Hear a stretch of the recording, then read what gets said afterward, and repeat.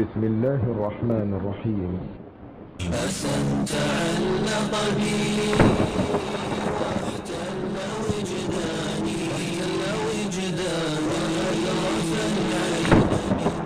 صلی اللہ علیہ وسلم نے فرمایا لو كان بعدي نبيا لكان عمر.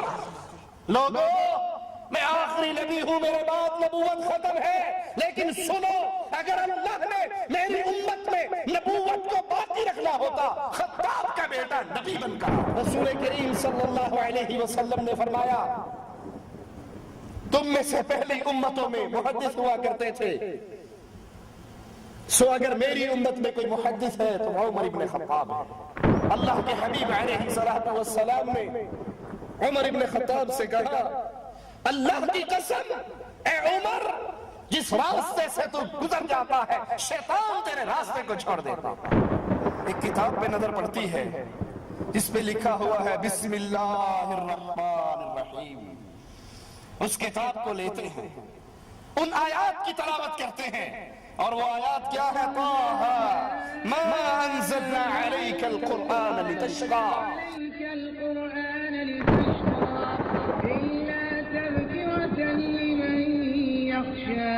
تنزيلا ممن خلق الأرض والسماوات العلى الرحمن على العرش استوى له ما في السماوات وما في الأرض وما بينهما وما تحت الثرى. طه ہم نے آپ پر یہ قرآن اس لیے نازل نہیں کیا کہ آپ مشقت میں پڑ جائیں، مگر یہ تو نصیحت ہے اس کے لیے جو ڈرتا ہے. یہ اس ذات کی طرف سے نازل ہوا جس نے زمین اور بلند آسمانوں کو پیدا کیا ہے. وہ رحمان ہے جس نے اپنے عرش پر قرار پکڑا ہے. جو کچھ ارض و سماوات اور ان کے درمیان اور جو ارض کی انتہائی گہرائی میں ہے ان سب چیزوں کا وہی مالک ہے. الحمدللہ نحمده ونستعینه ونستغفره ونعوذ بالله من شرور انفسنا ومن سیئات اعمالنا من يهده الله فلا مضل له ومن يضلل فلا هادي له. أشهد أن لا إله إلا الله وحده لا شريك له وأشهد أن محمدا عبده ورسوله. أما بعد، أعوذ بالله من الشيطان الرجيم. بسم الله الرحمن الرحيم. قل هو الله أحد الله الصمد لم يلد ولم يولد ولم يكن له كفوا أحد.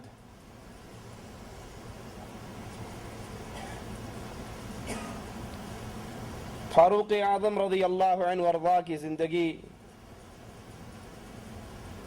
مسلمانوں کے لیے آپ کی خدمات رہتی دنیا تک کے لیے روشنی کا مینارہ ہے. خلیفۃ المسلمین رات کے اندھیروں میں مدینے کی گلیوں میں گشت کرتے ہیں یہ دیکھنے کے لیے کہ جن مسلمانوں کی ذمہ داری میرے کندھوں پہ ڈالی گئی ہے وہ کسی پریشانی میں مبتلا تو نہیں.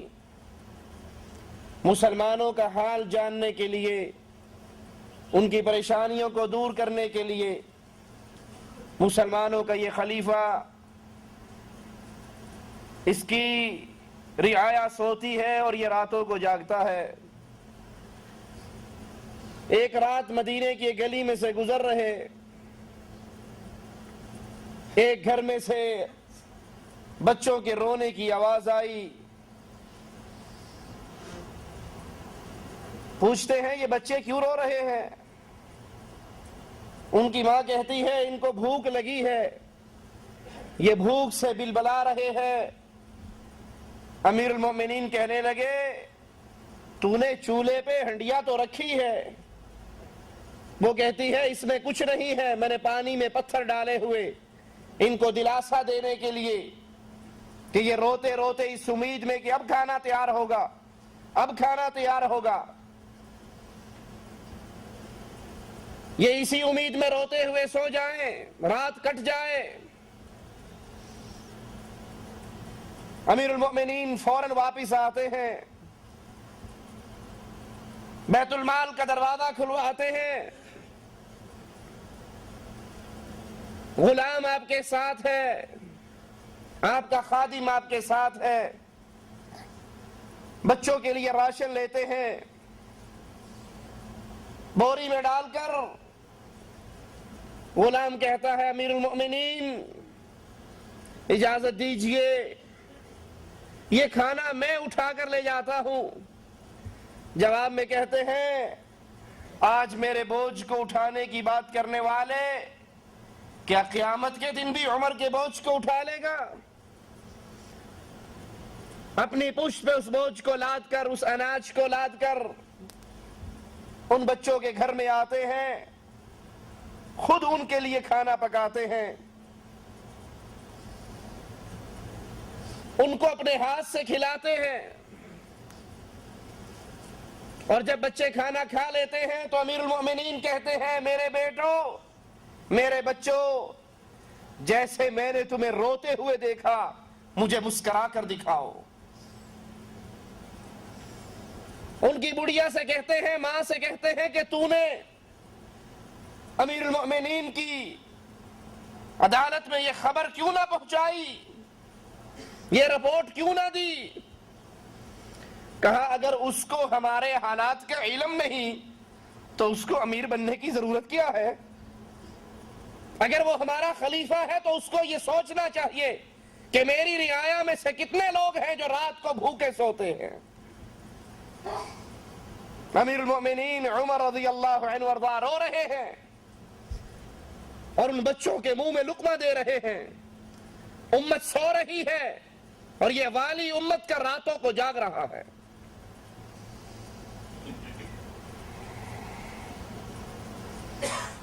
ایک رات کسی خیمے میں سے رونے کی آواز آتی ہے، کسی عورت کی پریشانی کی آوازیں آتی ہیں۔ امیر المؤمنین عمر ابن خطاب رضی اللہ عنہ وارضاہ شہر سے باہر لگے ہوئے اس خیمے کے پاس پہنچتے ہیں۔ ایک اعرابی دیہاتی مسافر کو دیکھتے ہیں، اس سے پوچھتے ہیں کیا ماجرا ہے، کیوں پریشان ہے؟ وہ کہتا ہے مسافر ہوں، خیمے میں میری بیوی ہے، ولادت کا وقت ہے اور اس کے پاس اس کی خدمت کرنے کے لیے کوئی نہیں ہے، مسافر ہے۔ عمر ابن خطاب رضی اللہ عنہ وارضاہ واپس لوٹتے ہیں، اپنی گھر والی کو اٹھاتے ہیں، اپنی بیوی کو رات کو جگاتے ہیں اور اس کو لے کر اس مسافر مسلمان کی خدمت کے لیے پہنچ جاتے ہیں۔ وہ ان کا شکریہ ادا کرتا ہے کہ رات کے اندھیرے میں آپ نے پتہ نہیں آپ کون ہیں میری مدد کی۔ اندر سے آپ کی بیوی آواز لگا کر کہتی ہے امیر المؤمنین اپنے بھائی کو، اپنے ساتھی کو خوشخبری دیجئے، اللہ نے اس کو ایک بیٹا عطا کیا ہے۔ وہ یہ سن کر حیران اور پریشان ہو جاتا ہے کہ جس کی بیوی رات کے اندھیروں میں میری پریشانی میں میری بیوی کی مدد کرنے کے لیے آئی ہے، یہ عام آدمی نہیں ہے، امیر المومنین ہے۔ مسلمان سویا کرتے تھے، عمر ابن خطاب گلیوں کے اندر پہرے دیا کرتے تھے اپنی رعایا کا حال جاننے کے لیے۔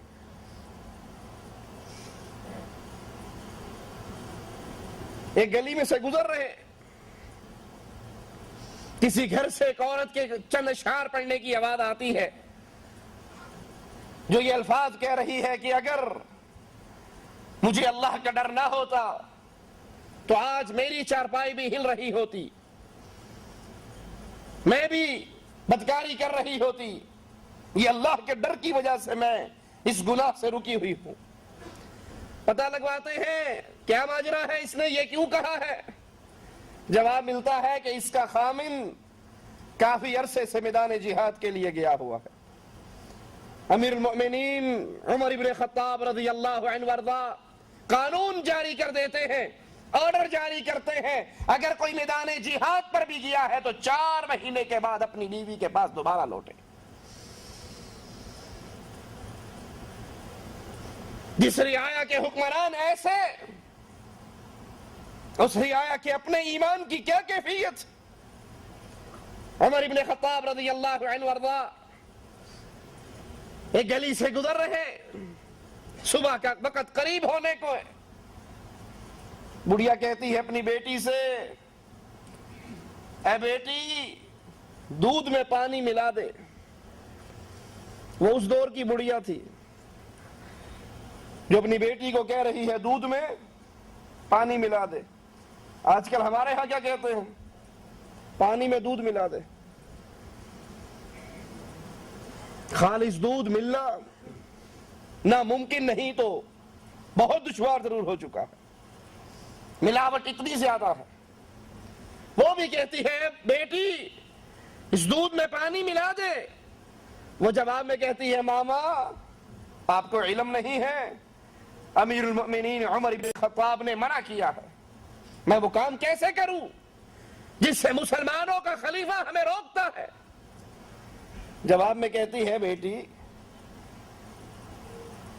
یہ ٹائم ایسا ہے، یہ وقت ایسا ہے، امیر المؤمنین تو اپنے محل میں آرام کر رہا ہوگا، سو رہا ہوگا، اس کو کیا پتہ لگے گا؟ وہ کوئی ہمارے دروازے پہ کھڑا پہرے دے رہا ہے، وہ ہمیں نہیں دیکھ رہا، تو پانی ملا دے۔ جواب میں کہتی ہے ماں اگر عمر نہیں دیکھ رہا، عمر کا رب تو دیکھ رہا ہے۔ اگر عمر نہیں دیکھ رہا، اس کا اللہ دیکھ رہا ہے۔ جس کام سے منع کیا گیا ہے وہ کام میں نہیں کروں گی۔ ابن عمر رضی اللہ عنہما فرماتے ہیں حضرت عمر کے بارے میں کہ میرے بابا کو غصہ آتا، کسی پہ ناراض ہوتے تو کبھی ایسا نہیں ہوا کہ ان کے سامنے اللہ کا ذکر کیا جائے، قرآن کی آیات پڑھ دی جائے، اللہ کا ڈر اور اللہ کا خوف دلا دیا جائے اور میرے بابا عمر کا غصہ فوراً ختم نہ ہو جائے۔ اگر وہ غصے میں آتے اور امیر عمر کا غصہ اللہ کے دین کے لیے، ان کی غیرت اسلام کی غیرت تھی، وہ جب دیکھتے تھے اسلام کے حکامات کو دنیا توڑتی، امیر عمر رضی اللہ عنہ وارضا غیرت میں آ جاتے۔ ان کی ساری غیرت اسلام کی حمایت میں، یہ ان کی غیرت ہی کا انداز تھا۔ انہوں نے کہا تھا یا رسول اللہ صلی اللہ علیہ وسلم یہ بدر کے قیدی آئے ہیں، ہم کفر اور اسلام کا مارکا لڑکے ہٹے ہیں، یہ بدر کا مارکا یہ کفر اور اسلام کا مارکا ہے، اب ان قیدیوں کو میرے حوالے کر دو، صدیق کے حوالے کر دو، ہم اپنے رشتہ داروں کو جو کفر پہ موجود ہیں ان کی گردنیں کاٹ کر یہ اعلان کر دیں ہماری محبت بھی اللہ کے لیے ہے، نفرت بھی اللہ کے لیے ہے۔ یہ ان کی غیرت تھی۔ ان کے بیٹے کہتے ہیں جب میرا بابا غصے میں آتا اور ان کے سامنے اللہ کا ذکر ہوتا، قرآن کی آیات پڑھی جاتی، اللہ کا خوف دلایا جاتا، تو امیر عمر کا غصہ ختم ہو جاتا۔ صحیح بخاری میں ہے ابو موسیٰ اشعری رضی اللہ عنہ وارضا اپنے گھر سے وضو کر کے نکلتے ہیں، یہ نیت لے کر کہ آج کا دن میں رسول اللہ صلی اللہ علیہ وسلم کی خدمت میں گزاروں گا۔ آقا علیہ الصلوۃ والسلام کے گھر پہنچتے ہیں، آپ کا پتہ کرتے ہیں، گھر میں نہیں ملتے، آپ کی تلاش میں نکلتے ہیں تو ایک باغ میں اللہ کے نبی علیہ الصلوۃ والسلام کو پاتے ہیں۔ اللہ کے نبی علیہ الصلوۃ والسلام ایک کنویں پر بیٹھے ہوئے، اپنی ٹانگوں کو اس کنویں میں لٹکایا ہوا، پنڈلیوں سے کپڑا اٹھایا ہوا۔ میں آپ کو سلام کرنے کے بعد دروازے پر آ کر دربان بن کے بیٹھ جاتا ہوں۔ دروازہ بجتا ہے، میں پوچھتا ہوں کون ہے؟ جواب ملتا ہے کہ ابو بکر ہوں۔ میں کہتا ہوں ٹھہریے، میں اللہ کے رسول علیہ الصلوۃ والسلام سے پوچھ کر آتا ہوں۔ آ کر کہتے ہیں اللہ کے نبی علیہ الصلوۃ والسلام ابو بکر آئے ہیں، اندر آنے کی اجازت مانگتے ہیں۔ رسول کریم صلی اللہ علیہ وسلم فرماتے ہیں جاؤ ابو بکر کو اندر آنے کی اجازت بھی دو اور اس کو اللہ کی جنت کی خوشخبری بھی عطا کر دو۔ یہ خوش نصیبی ابو بکر کی۔ فرماتے ہیں میں جاتا ہوں، ان کو اندر آنے کی اجازت بھی دیتا ہوں، آقا کی طرف سے جنت کی خوشخبری کا پیغام بھی سناتا ہوں۔ تھوڑی دیر کے بعد دروازہ دوبارہ ہلتا ہے، میں پوچھتا ہوں کون ہے؟ جواب ملتا ہے عمر ابن خطاب۔ میں واپس آقا کے پاس آتا ہوں، یا رسول اللہ صلی اللہ علیہ وسلم، عمر آئے ہیں، اندر آنے کی اجازت مانگتے ہیں۔ اللہ کے نبی علیہ السلام فرماتے ہیں عمر کے پاس جاؤ، عمر کو اندر آنے کی اجازت دو اور اللہ کی جنت کی خوشخبری بھی عطا کر دو۔ حضرت عمر تشریف لائے، اس کے بعد حضرت عثمان پھر دروازے پر آتے ہیں، میں پوچھتا ہوں کون ہے؟ جواب ملتا ہے عثمان۔ نبی سے آ کر پوچھتا ہوں، آقا علیہ السلام فرماتے ہیں اندر آنے کی اجازت دو اور اللہ کی جنت کی خوشخبری عطا کرو۔ ابو بکر آئے، پھر عمر آئے، پھر عثمان آئے، اور تینوں کو اللہ کے رسول علیہ السلام نے دنیا کی زندگی میں چلتے پھرتے اللہ کی جنت کی خوشخبری عطا کر دی۔ ایک شخص آتا ہے رسول کریم صلی اللہ علیہ وسلم کے پاس اور پوچھتا ہے، یا رسول اللہ صلی اللہ علیہ وسلم، قیامت کب آئے گی؟ اللہ کے حبیب علیہ السلام پوچھتے ہیں، قیامت کا سوال کرنے والے، تو نے قیامت کے لیے تیاری کیا کر رکھی ہے؟ وہ جواب میں کہتا ہے، آقا کوئی خاص تیاری تو نہیں، ہاں ایک عمل میری گود میں، میری جھولی میں ہے، اور وہ عمل یہ ہے میں اللہ سے محبت کرتا ہوں، اس کے رسول سے محبت کرتا ہوں صلی اللہ علیہ وسلم۔ اللہ کے حبیب علیہ السلام فرماتے ہیں، پھر خوش ہو جا، تو جس سے محبت کرتا ہے تو جنت میں اسی کا پڑوسی بنے گا۔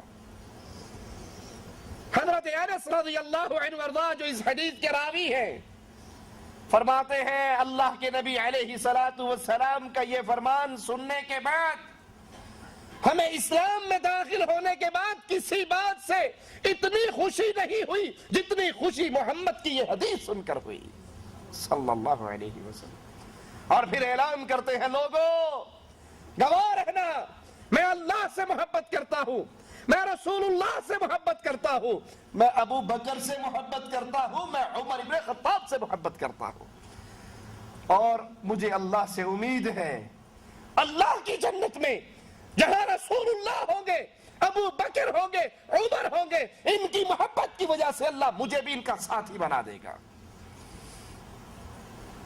یہ حدیث بھی عمر ابن خطاب رضی اللہ عنہ وارضاہ کے فضائل کو کھول کر بیان کر رہی ہے کہ عمر وہ ہستی ہے جس کا ذکر رسول اللہ اور ابو بکر کے بعد کیا جاتا تھا۔ ہر مسئلے میں اللہ کے نبی صلی اللہ علیہ وسلم ابو بکر اور عمر کا ذکر اپنے ساتھ کیا کرتے تھے۔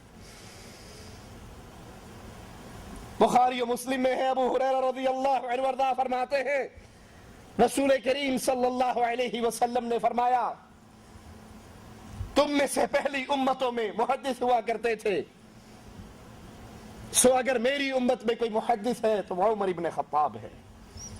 اور ایک روایت میں ہے کہ ان پر صحیح الہام ہوتا ہے۔ رسول کریم صلی اللہ علیہ وسلم فرماتے ہیں کہ ایک دن اللہ کے حبیب علیہ السلام نے عمر ابن خطاب سے کہا، اللہ کی قسم اے عمر، جس راستے سے تو گزر جاتا ہے شیطان تیرے راستے کو چھوڑ دیتا ہے۔ جس راستے سے عمر گزر جائے شیطان اس راہ کو نہیں اپناتا۔ اور آج بھی ہم نے موجودہ دور میں بھی دیکھا، انڈیا پاکستان کی گلیوں میں جس گلی کے اوپر باب عمر کا بورڈ لگ جائے شیطان وہاں سے گزرتے، وہ کہتے ہیں یہ عمر کا نام لکھا ہوا ہے، پہلے اس بورڈ کو ہٹاؤ گے تب ہم یہاں سے گزریں گے۔ اور آقا علیہ السلام نے ہمیں خبر دی، جس راہ سے عمر گزر جاتا ہے شیطان اس راہ سے نہیں گزرتا، شیطان اس راستے کو چھوڑ دیتا ہے۔ امیر عمر رضی اللہ عنہ وارضاہ آقا علیہ السلام فرماتے ہیں، میں نے جنت میں ایک محل دیکھا، بڑا خوبصورت قصر دیکھا، اس کے صحن میں بڑی حسین عورت دیکھی، جنت کی حور دیکھی۔ آقا نے فرشتوں سے پوچھا یہ محل کس کا ہے؟ جواب ملا یہ آپ کا امتی عمر ابن خطاب، یہ اس کا محل ہے۔ نبی فرماتے ہیں میرے جی میں آیا میں اس گھر میں اس محل میں داخل ہو کے اس کی خوبصورتی کو اندر سے دیکھوں۔ اے عمر مجھے تیری غیرت یاد آ گئی، تیری غیرت یاد آنے پر میرے قدم رک گئے۔ عمر ابن خطاب رونے لگ گئے اور کہا اے اللہ کے نبی آپ پر میرے ماں باپ قربان ہو جائیں، کیا میں آپ پر غیرت کھاؤں گا؟ آپ میرے آقا ہیں، میرے ماں باپ آپ پہ قربان ہو جائیں، کیا میں آپ پر غیرت کھاؤں گا؟ بخاری و مسلم میں ہے رسول کریم صلی اللہ علیہ وسلم نے فرمایا خواب میں میرے سامنے لوگ پیش ہوئے، وہ قمیص پہنے ہوئے تھے، ان میں کسی کی قمیص سینے تک، کسی کی لمبی، کسی کی کیسی، کسی کی کیسی۔ پھر میرے سامنے عمر ابن خطاب آئے اور ان کی قمیض اتنی لمبی تھی کہ وہ زمین پہ بچھی ہوئی تھی۔ لوگوں نے کہا یا رسول اللہ صلی اللہ علیہ وسلم اس کی تعبیر کیا ہے؟ آقا علیہ السلام نے فرمایا اس سے مراد علم ہے، اس سے مراد دین ہے۔ کسی کی قمیض سینے تک، کسی کی لمبی، اور عمر ابن خطاب کی قمیض زمین پہ بچھی ہوئی، اس سے مراد دین ہے کہ دین کے اندر عمر ابن خطاب بڑے کامل ہیں۔ اسی طرح رسول اللہ صلی اللہ علیہ وسلم نے فرمایا کہ خواب کے اندر مجھے دودھ کا پیالہ دیا گیا اور وہ دودھ کا پیالہ میں نے پیا، یہاں تک کہ اس کی تازگی کو میں نے اپنے ناخنوں میں محسوس کیا، لیکن پیالے میں کچھ دودھ بچ گیا، پیالے میں کچھ دودھ باقی رہا، اپنا چھوڑا ہوا بچا ہوا دودھ میں نے عمر ابن خطاب کو پلایا رضی اللہ عنہ وارضاہ۔ حضرت عمر پر زبان دراز کرنے والوں، امیر المؤمنین کے خلاف گندی زبان کو استعمال کرنے والوں، ان کے ایمان کا انکار کرنے والوں، یہ امام الانبیاء فرما رہے ہیں خواب کے اندر میرے سامنے دودھ کا پیالہ پیش ہوا جس کو میں نے پیا، اس کی تازگی کو محسوس کیا، یہاں تک کہ اپنے ناخنوں میں محسوس کیا، پھر اس پیالے میں کچھ دودھ بچا، وہ دودھ میں نے عمر ابن خطاب کو پلایا۔ صحابہ کہتے ہیں یا رسول اللہ صلی اللہ علیہ وسلم اس خواب کی تعبیر کیا ہے؟ آقا فرماتے ہیں وہ دودھ جو میں نے پیا اور باقی بچا ہوا عمر کو پلایا، اس سے مراد علم ہے۔ اسی لیے رسول کریم صلی اللہ علیہ وسلم نے فرمایا تھا لو کان بعدی نبیا لکان عمر، لوگو میں آخری نبی ہوں، میرے بعد نبوت ختم ہے، لیکن سنو اگر اللہ نے میری امت میں نبوت کو باقی رکھنا ہوتا خطاب کا بیٹا نبی بن کر آتا۔ لو کان بعدی نبیا لکان عمر، اگر میرے بعد کوئی نبی ہوتا تو عمر یہ نبی بن کر آتا۔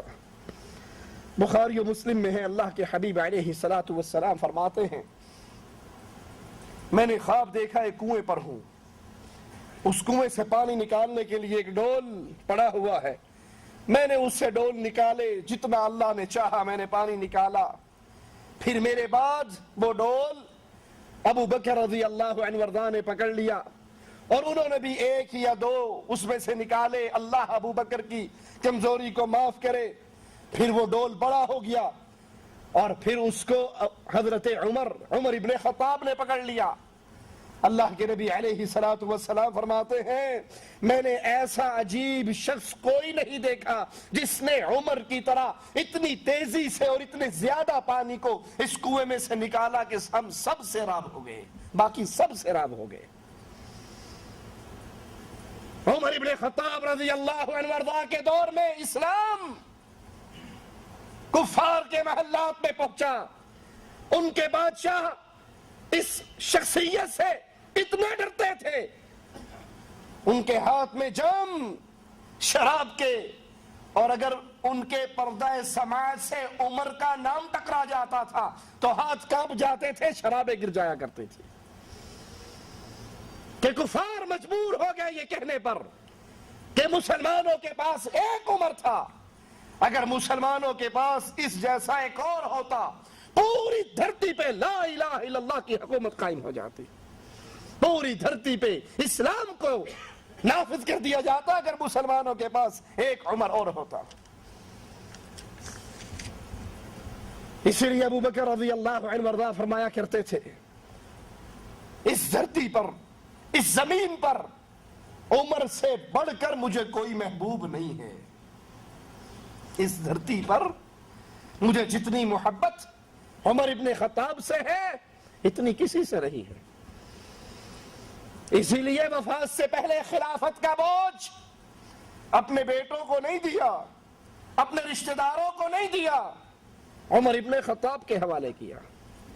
اور جب کسی نے کہا کس کے حوالے امت کو کر کے جا رہے ہو، یہ تو بڑا شدید ہے، یہ بڑا سخت ہے، کہا جب خلافت کا بوجھ پڑے گا تو نرم ہو جائے گا۔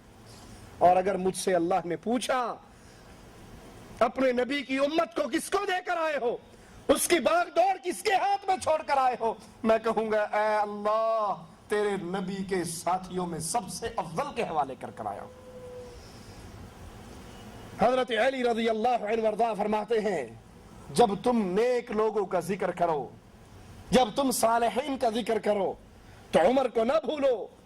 عبداللہ ابن مسعود رضی اللہ عنہ وارضاہ فرماتے ہیں اگر دنیا کا علم، غور کیجئے ابن مسعود کے جملوں پر، کون ابن مسعود جس کی اپنی شان کی یہ کیفیت ہے، ایک دن مسواک توڑنے کے لیے درخت پہ چڑھتے ہیں اور ابن مسعود رضی اللہ عنہ وارضاہ قد بھی چھوٹا، جسم بھی کمزور، ٹانگیں بھی پتلی پتلی، درخت کی ٹہنی پہ کھڑے ہیں، تیز ہوا کا جھونکا آتا ہے، ابن مسعود اسی پہ لہرا جاتے ہیں، لڑکھڑا جاتے ہیں، نیچے کھڑے ہوئے صحابہ ان کی پتلی پتلی ٹانگوں کو دیکھ کر ہنسنے لگ جاتے ہیں۔ اللہ کے حبیب علیہ السلام پوچھتے ہیں کیوں ہنس رہے ہو؟ جواب میں کہتے ہیں ابن مسعود کی کمزور ٹانگوں کو دیکھ کر ہنسی آئی ہے۔ آپ نے کہا اس کی ٹانگوں کو دیکھ کر ہنسنے والوں، اس کی پنڈلیوں کو دیکھ کر ہنسنے والوں، اللہ کے دربار میں ابن مسعود کی یہ پنڈلیاں احد پہاڑ سے زیادہ بھاری ہیں۔ وہ ابن مسعود فرما رہے ہیں لوگوں اگر پوری دنیا کے علم کو تولا جائے، دنیا کا علم ترازو کے ایک پلڑے میں ہو اور اکیلے عمر کا علم ایک پلڑے میں ہو تو عمر کا پلڑا پوری دنیا سے بھاری رہے گا رضی اللہ عنہ وارضاہ۔ حذیفہ بن یمان رضی اللہ عنہ وارضاہ فرمایا کرتے تھے کہ دنیا بھر کا علم عمر کی گود میں پڑا ہوا تھا۔ سیدنا علی رضی اللہ عنہ وارضاہ کا فرمان ہے کہ عمر پختگی رائے، دانشمندی، علم اور دلیری سے پر تھے، علم کے اندر بھی، رائے کے اندر بھی، دانشمندی کے اندر بھی، شجاعت کے اندر بھی عمر سب پر بھاری تھے۔ سیدنا علی فرماتے ہیں رسول اللہ صلی اللہ علیہ وسلم کے بعد سب سے بہتر ابو بکر و عمر ہے۔ وَخَلِيفَتُهُ بلا فصل کی آواز لگانے والوں یہ علی کا فرمان ہے۔ یہ کہنے والوں کہ ابو بکر و عمر نعوذ باللہ علی کے دشمن تھے، علی کی خلافت کو چھینا تھا، علی کے حق پہ قبضہ کیا تھا، سیدنا علی فرما رہے ہیں۔ اور سیدنا علی کے یہ جملے کوفے کی جامع مسجد میں گونجا کرتے تھے، اس امت کا سب سے افضل شخص رسول اللہ کے بعد ابو بکر ہے، اس کے بعد عمر ہے رضی اللہ عنہما۔ پوری امت میں اللہ کے نبی کے بعد سب سے افضل ابو بکر عمر۔ اور کسی مومن کے دل میں، مومنین کی پہچان بھی سن لینا، علی فرماتے ہیں کسی مومن کے دل میں میری محبت، علی کی محبت اور ابو بکر و عمر کی دشمنی اکٹھی نہیں ہو سکتی۔ اگر کوئی علی سے محبت کا دعوے دار ہے لیکن ابو بکر و عمر سے دشمنی کرتا ہے تو وہ علی کی زبان میں مومن نہیں ہے۔ مومن وہ ہے جو علی سے محبت کرے، عمر سے محبت کرے، ابو بکر سے محبت کرے، اور جو علی سے محبت کا دعوے دار لیکن ابو بکر و عمر کو گالیاں دے، ان کے ایمان کا انکار کرے، ان کی توہین کرے، تو پھر یاد کر لیجئے قول علی کے مطابق یہ بندہ مومن، وہ مومن ہونے کا 1000 دفعہ نعرہ لگاتا رہے، مومن وہ ہے جو علی سے بھی محبت کرتا ہے، عمر سے بھی محبت کرتا ہے، ابو بکر سے بھی محبت کرتا ہے۔ سیدنا معاویہ رضی اللہ عنہ وارضاہ فرماتے ہیں ابو بکر نے نہ دنیا کو چاہا اور نہ دنیا کو ان کی خواہش ہوئی۔ عمر نے دنیا کی طلب نہیں کی، لیکن دنیا عمر کے پیچھے آئی، اور عمر نے دنیا کی طرف کبھی نہیں جھانکا۔ اس کی فقیری کا کیا کہنا، بیماری کی وجہ سے شہد کے استعمال کی ضرورت، مسلمانوں کے سامنے کھڑے ہوتے ہیں اور کہتے ہیں تمہارے خلیفہ کو شہد استعمال کرنے کے لیے اطباء نے کہا ہے، لیکن میرے گھر میں تو شہد نہیں ہے، بیت المال میں ہے۔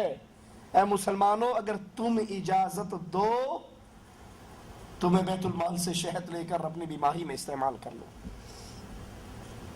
یہ دعویٰ کرنے والوں کہ عمر نے خلافت کو چھینا، عمر نے خلافت پہ قبضہ کیا، عمر نے خلافت کو ناجائز ہتھیایا، کس لیے؟ کیا بنایا اس نے؟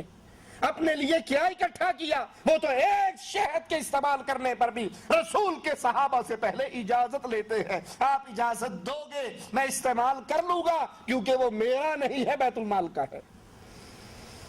سفیان ثوری رحمہ اللہ فرماتے ہیں جس نے یہ گمان کیا کہ علی ابو بکر و عمر سے زیادہ خلافت کے حقدار تھے، جس نے یہ گمان کیا کہ حضرت علی ابو بکر و عمر سے خلافت کے زیادہ حقدار تھے، تو اس نے ابو بکر و عمر اور مہاجرین و انصار سب کو خطاوار قرار دیا، سب کو غلط قرار دیا، کیونکہ اگر علی خلافت کے زیادہ حقدار ہوتے تو مسلمان حضرت علی کی موجودگی میں ابو بکر کے ہاتھ پہ بیعت نہ کرتے، علی کی موجودگی میں عمر کے ہاتھ پہ بیعت نہ کرتے، علی کی موجودگی میں عثمان کے ہاتھ پہ بیعت، اور خود علی بھی ابو بکر عمر عثمان کے ہاتھوں پر بیعت نہ کرتے۔ ایک دفعہ تو شیر خدا کو چاہیے تھا وہ منبر پہ چڑھ کر کہتے لوگوں میں خلافت کا اصل حقدار ہوں، خلافت میرا تھا، میرا حق تھا، جس کو ابو بکر نے چھینا، عمر نے چھینا، عثمان نے چھینا، اصل حقدار تو میں ہوں۔ لیکن علی نے زندگی بھر ایسی آواز کو بلند نہیں کیا، بلکہ جب عمر ابن خطاب رضی اللہ عنہ وارضا حضرت علی کو خود مدینے کا والی بنا کر بیت المقدس کے لیے روانہ ہوتے ہیں، چلو وہ گئے ہوئے تھے، پیچھے ہی اعلان کر دیتے کہ پہلے میرا حق تھا نہیں دیا گیا، اب میرے پاس آ گئی ہے، میں واپس لوٹانا نہیں چاہتا، لیکن ایسا جملہ حضرت علی رضی اللہ عنہ وارضا نے نہیں کہا۔ امام جعفر صادق رحمہ اللہ کا جملہ سنیے اور ان کی طرف جھوٹ کی نسبت کرنے والوں سے پھر پوچھئے۔ جعفر صادق رحمہ اللہ فرماتے ہیں میں اس شخص سے بیزار ہوں جو ابو بکر و عمر کو نیکی کے ساتھ یاد نہیں کرتا۔ اس انسان کا جعفر صادق سے کوئی تعلق نہیں جو ابو بکر کو گالی دے، جو عمر کو گالی دے، جو ان کو برے القاب اور برے الفاظوں سے یاد کرے، اس بندے کا جعفر صادق سے اور حضرت علی سے کوئی رشتہ نہیں ہے۔ امام جعفر کہتے ہیں میں خود اس آدمی سے بیزار جو ابو بکر و عمر کو نیکی کے ساتھ یاد نہیں کرتا۔ بخاری و مسلم میں ہے حضرت عمر کا ایمان، پوچھتے ہیں تو آؤ اللہ کے نبی کی حدیث پہ غور کرو۔ بخاری و مسلم میں ہے رسول اللہ صلی اللہ علیہ وسلم نے فرمایا ایک شخص اپنا بیل ہانک رہا تھا، اس کو لے کر جا رہا تھا، اور اس نے بیل پر سامان لادا ہوا تھا۔ بیل نے کہا بول کر کہ ہم سامان کا بوجھ اٹھانے کے لیے پیدا نہیں ہوئے، بلکہ ہم تو کھیتی باڑی کے لیے پیدا ہوئے ہیں۔ لوگوں نے کہا سبحان اللہ، بیل کلام کرتا ہے، یہ بیل اس نے انسانوں کی زبان میں بات کی۔ اللہ کے نبی صلی اللہ علیہ وسلم نے پہلی خبر سنائی، پہلی قوموں کا قصہ سنایا، बैल के ऊपर किसी ने सामान रखा और लाद कर जा रहा, बैल उसे कहता है मैं सामान का बोझ उठाने के लिए नहीं बल्कि मैं तो खेती बाड़ी के लिए पैदा हुआ। लोगों ने कहा सुभान अल्लाह, बैल कलाम करता है। अल्लाह के रसूल सल्लल्लाहु अलैहि वसल्लम फरमाते हैं मैं, अबू बकर और उमर उस पर ईमान लेकर आते हैं। कोई माने या ना माने, अल्लाह के नबी को अपने इन दो साथियों पर इतना एतमाद, इतना यकीन कि मैं अपने इन साथियों को जो कहूंगा ये मान लेंगे। तो अल्लाह के नबी फरमाते हैं लोगों, मैं, अबू बकर, उमर, हम तीनों इस बात पर ईमान लेकर आते हैं। इसीलिए जब अबू जहल ने कहा था अबू बकर से कि तेरे नबी ने ये दावा किया है, और रात के एक पहर में बैतुल्लाह से बैतुल मक़दस से आसमानों पर और फिर वापस भी आया। सिद्दीक़ कायनात ने कहा तूने मेरे आका से सुना है? कहा हाँ मैंने सुना है। कहा फिर मैं गवाही देता हूं मोहम्मद सच कहते हैं सल्लल्लाहु अलैहि वसल्लम। उसने कहा अकल मानती है? कहा अकल माने या ना माने, अबू बकर का ईमान मानता है। और इस ईमान की गवाही खुद रसूल करीम सल्लल्लाहु अलैहि वसल्लम दे रहे हैं कि कोई माने या ना, मैं मानता हूं, अबू बकर मानता है, उमर मानता है। मेरी बातों की तस्दीक अबू बकर और उमर करते हैं। रसूल करीम सल्लल्लाहु अलैहि वसल्लम ने फरमाया बेशक अहले जन्नत, जन्नती, जन्नत की आला तरीन मकामात पर फाइज लोगों के मकाम को ऐसे देखेंगे जैसे दुनिया वाले सितारों को देखते हैं। इतने बुलंद मकाम पे ये भी जन्नती है, और जिस जन्नती को इतनी बुलंदी पे देख रहे हैं वो भी जन्नती है। आपने फरमाया दुनिया वाले जैसे सितारों को देखते हैं, अहले जन्नत जन्नत के आला तरीन इल्लियीन के मकाम पे फाइज लोगों को ऐसे देखेंगे, और उन मकाम पर फाइज लोगों में अबू बकर भी है और उमर भी है रज़ी अल्लाहु अन्हुमा। ये जन्नत के अज़ीम तरीन मकामों पर फाइज हैं, ये साहिब मंजिलत हैं अल्लाह की जन्नत के अंदर। ये शान हजरत अबू बकर की, ये शान हजरत उमर रज़ी अल्लाहु अन्हुमा की। लेकिन उसके बावजूद जब सीरत फारूकी का मुताला करते हैं तो एक चीज बड़ी शद्दोमत से हमें नजर आती है कि बावजूद इस मकाम और मर्तबे के हजरत उमर कदम कदम पर लोगों को रसूलुल्लाह सल्लल्लाहु अलैहि वसल्लम की सुन्नत की इत्तबा की दावत देते हुए नजर आते।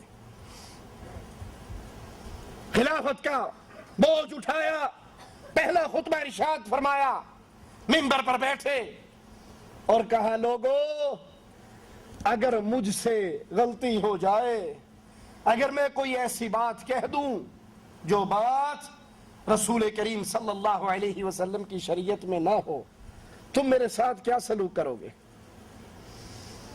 हमारे जैसा कोई मुरीद होता पीरों को मानने वाला, कहता जी आपकी भी तो बड़ी अथॉरिटी है ना, आप भी तो शाह साहब हैं, पीर साहब हैं, शेख साहब हैं, हजरत जी हैं, आला मकाम वाले हैं। लेकिन सामने कौम जिसके ईमान की गारंटी आसमान वाले ने दी, मोहम्मद करीम के सहाबा, और आपके बाद ताबईन, जिस दौर की गवाही भी रसूलुल्लाह सल्लल्लाहु अलैहि वसल्लम ने दी। अल्लाह की शान, पहली सफों वाले खामोश, आखिरी सबसे एक मुसलमान, देहाती मुसलमान खड़ा होता है, अपने नेज़े को बुलंद करता है और कहता है उमर याद कर लो, अगर तुम रसूल करीम सल्लल्लाहु अलैहि वसल्लम के रास्ते से 1 इंच भी हटोगे, मैं अपने इस नेज़े से तुम्हें सीधा कर दूंगा। ये मकाम है, ये शान है, ये मर्तबा है, ये इज्जत है। उनकी जुबान पे, उनके बोलने पे आसमान से कलाम इलाही उतर आया करता था, लेकिन जब उनकी बात अल्लाह के नबी की बात से टकरा जाती तो फौरन अपनी बात को छोड़ दिया करते थे। कहा करते थे बुढ़िया ने जो कहा है वो सच है, उमर ने जो कहा है वो गलत है। ये सीरत फारूकी मुझे और आपको दरस दे रही कि अगर हजरत उमर की बात हरफे आखिर नहीं है, अगर हजरत उमर की बात टकरा जाए रसूलुल्लाह सल्लल्लाहु अलैहि वसल्लम की बात से, وہ بھی قابل عمل نہیں ہے تو اور وہ کون سی ذات ہے، اور وہ کون سی شخصیت ہے، اور وہ کون سے بزرگ ہیں، اور وہ کون سے پیر صاحب ہیں، اور وہ کون سے شاہ صاحب ہیں، وہ کون سے حضرت جی ہیں جن کا فرمایا آخری ہوا کرتا ہے، جو فرما دیں اس کو ٹالا نہیں جا سکتا۔ یہ تو مقام محمد ہے علیہ الصلوۃ والسلام کہ ان کی بات اتھینٹک ہے، حرف آخر ہے۔ وہ جب بھی اللہ کی شریعت کی بات بتاتے ہیں وحی الہی سے بولتے ہیں، ان کی بات پر دلیل نہیں مانگی جا سکتی کہ فرمان رسول خود دلیل ہوا کرتا ہے، لیکن اس کے بعد جس کی بھی بات ہو، وہ بڑے سے بڑی ذات ہو، وہ ذات عمر ابن خطاب کی بھی ہو، اور اگر ان کی بات ٹکرا جائے امام الانبیاء جناب محمد رسول اللہ سے صلی اللہ علیہ وسلم، تو حضرت عمر اپنی گردن کو جھکا کر کہا کرتے ہیں بڑھیا ٹھیک کہتی ہے، عمر نے غلط کہا تھا۔ ان کا اپنا بیٹا کہتا ہے جاؤ میرے بابا سے کہہ دو میں نہیں مانتا، اس لیے نہیں مانتا کہ شریعت میرے بابا پر نہیں آئی، فاطمہ کے بابا پر آئی ہے۔ یہ میرے اور آپ کے لیے یہ صحابہ کی سیرت سننا سنانا، اس کا فائدہ کب ہے؟ جب اپنا ایمان ایسے بنائے، اپنا منہج یہ بنائے، ہر بندے کی عزت کی جائے، شیخ و مرشد کی عزت کی جائے، پیر و امام کی عزت کی جائے، لیکن فرمانے والے سے پوچھا جائے کہاں سے فرما رہے ہو، آپ کی بات کا حوالہ کیا ہے، آپ کی بات کی دلیل کیا ہے، کیونکہ میرے لیے آخری بات صرف ایک ہستی کی ہے اور اس کا نام نامی اسم گرامی جناب محمد رسول اللہ۔ اللہ کی قسم کھا کر کہتا ہوں اگر آج بھی سیرت فاروقی کا یہ ایک چھوٹا سا واقعہ میں اور آپ اپنی زندگی میں لاگو کر لیں، مسلمانوں کے اس دور میں ہر طرح کے اختلافات ختم ہو سکتے ہیں۔ ایک چھوٹا سا واقعہ، تورات کا برقع پڑھنے والا، تورات کا برقع پڑھ رہے اور خوش ہو رہے، اور نبی فرما رہے آج موسیٰ زندہ ہو کر آ جائے، تم مجھے چھوڑ کر موسیٰ کے پیچھے لگ جاؤ، تم گمراہ ہو جاؤ گے۔ آج موسیٰ یہاں موجود ہو، جنت میں جانے کا اس کا ارادہ ہو، اس کو بھی محمد کے پیچھے چلنا پڑے گا صلی اللہ علیہ وسلم۔ لوگوں، ہمارے بنائے ہوئے شیخ و مرشد حضرت و پیر کی کیا کیفیت ہے؟ ہمارے بنائے ہوئے حضرتوں کا کیا مقام ہوگا کہ یہاں اللہ کے نبی عمر خطاب کو کہہ رہے ہیں، عمر بن خطاب کو سنا رہے ہیں لَوْ كَانَ مُوسَىٰ حَيًّا، موسیٰ بھی زندہ ہو اس کو بھی نجات میرے راستے پہ چل کر ملے گی۔ اور ہم نے یہ اتھارٹی کتنوں کو دے رکھی ہے؟ شاہ صاحب نے فرمایا جی، حضرت صاحب نے فرمایا جی، پیر صاحب نے فرمایا جی۔ پیر صاحب جو فرماتے ہیں ایک تو ہے نا دلیل قرآن میں ہے، حدیث میں ہے، فلاں کتاب میں ہے، اور ایک کتاب ایسی ہے جو دنیا میں موجود نہیں، اس کتاب کا نام کیا ہے؟ کہیں نہ کہیں تو ہوگا۔ بھائی یہ تیجا کرتے ہو اس کی دلیل جی کہیں نہ کہیں تو ہوگی، پیر صاحب نے جو کہا۔ بھائی یہ مرنے کے بعد دفن کر کے اذان دیتے ہو، دلیل کہیں نہ کہیں تو ہوگی۔ ہمارے اتنے بڑے بڑے علماء غلط کہتے ہیں۔ ارے بھائی تم قبر پہ کھڑے ہو کر کہتے ہو دے داتا دے داتا، آیا ہوں تیرے در پہ کچھ لے کے جاؤں گا، اس کی دلیل جی کہیں نہ کہیں تو ہوگی۔ ہمیں نہیں پتا، ان کو تو پتا تھا نا یہ کہیں نہ کہیں ہوگی، یہ کتاب نہ دنیا میں ہوگی نہ آسمان میں ہوگی۔ جب عمر ابن خطاب کو اللہ کے نبی کا یہ پیغام ہے تورات پڑھنے والے، موسیٰ کی نجات بھی میرے راستے پر، اور آج وہ کون ہے جس کا مقابلہ امیر عمر سے کیا جا سکے؟ پوری دنیا کا علم ایک پلڑے میں، ابن مسعود فرماتے ہیں عمر کا علم ایک پلڑے میں، عمر کا علم وہ پلڑا سب پر بھاری رہے گا۔ اور اس کو اللہ کے نبی کہہ رہے ہیں تو تورات کے برقع پڑھتا ہے، اور وہ جواب میں کہتے ہیں رضیت باللہ ربا وبالاسلام دینا وبمحمد نبی صلی اللہ علیہ وسلم۔ وہ آواز لگاتے ہیں میں اللہ کے رب ہونے پر، اسلام کے دین ہونے پر، محمد کے نبی ہونے پر راضی ہوں۔ تو آج میرے اور آپ کے ایمان کی کیا کیفیت ہے؟ یہ ایمان کتنے پانی میں ہے جس نے مقام محمد صلی اللہ علیہ وسلم کو ہزاروں میں بانٹ رکھا ہے؟ پیروں کی زبان سے نکلے ہوئے حرفوں کو ہم حرف آخر سمجھتے ہیں۔ احمد رضا خان صاحب بریلوی اپنی ملفوظات میں لکھتے ہیں مادرزاد ننگے پیر کی کرامت، ایک جمدہ ولی سی، اپنے کمرے سے نکلا، بابا کی گدی پر بیٹھ گیا، بابا کہیں آگے پیچھے تھا، انہوں نے کہا ولایت خالی ہے، میں نہ بھیج میں تھے، یہ بیٹھ گیا۔ کاتب کو، بابا کے کاتب کو بلایا، بڑے پیر صاحب کے، لکھو فلاں جنتی فلاں جنتی فلاں جنتی فلاں جنتی، جنت کی لسٹ بننی شروع ہوگی۔ وہ بھی خوشی خوشی لکھتا رہا کہ حضرت صاحب جنت بھیج رہے ہیں، جنت نہ ہوئی خالہ جی دا گھر ہو گیا، جنوں مرضی باڑ دیو۔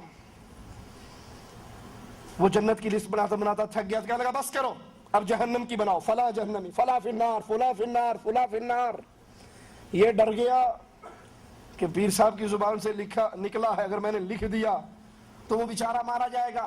اس نے ہاتھ روک لیا اور لکھنا چھوڑ دیا۔ وہ مادرزاد ننگے بچے نے کہا لکھتا کیوں نہیں، لکھ فلاں فی النار۔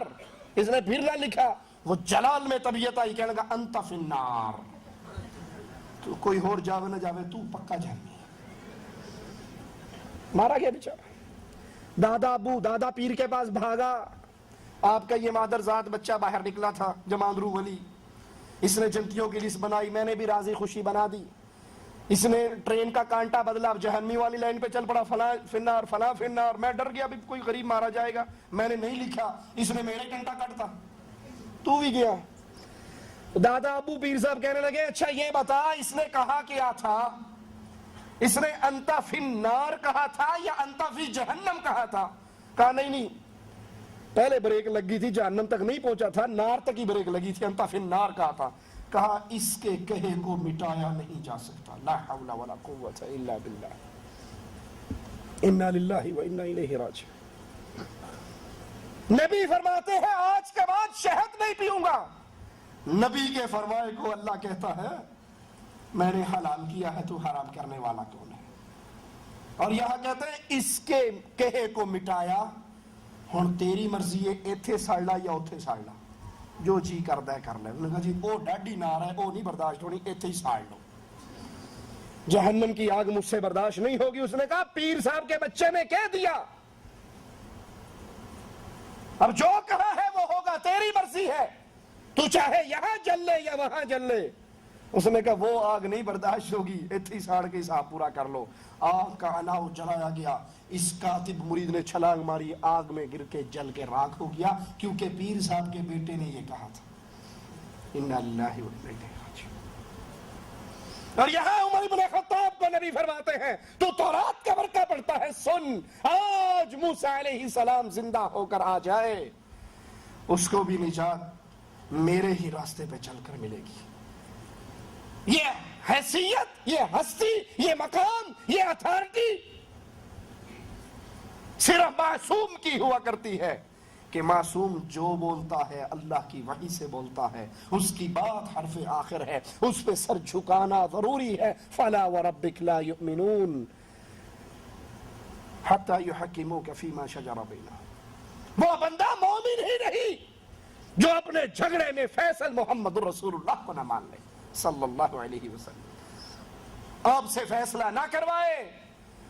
ثم لا یجدوا فی انفسہم حرجا مما قضیت، اور جو فیصلہ نبی کر دے اس فیصلے پر عمل کیسے کرے؟